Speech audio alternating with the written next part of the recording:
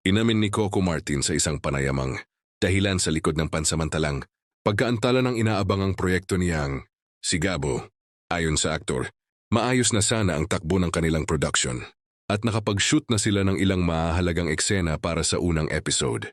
Dagdag pa niya, halos kumpleto na rin ang lahat ng kinakailangang gawin sa set at malapit na sanang matapos ang pilot episode.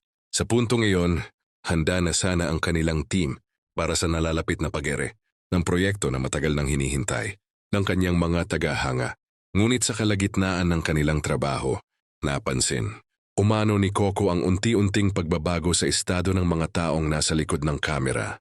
Mula sa dati masigla at mabilis na galaw, naging kapansin-pansin ang pagbagal ng produksyon. Ayon sa kanya, makikita rin ang matinding pagod sa bawat miyembro ng team, bagay na hindi niya binalewala. Bilang leader ng proyekto, naramdaman niyang mahalagang unahin ang kapakanan ng kanyang mga kasamahan kaysa ipilit ang agarang pagtatapos ng episode.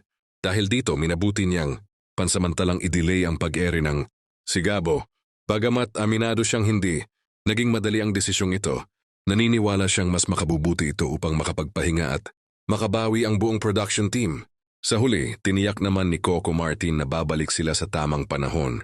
Mas handa, mas energized, mas determinado upang maihatid sa mga manonood ang isang dekalidad at pinag-isipang proyekto na tunay nilang maipagmamalaki.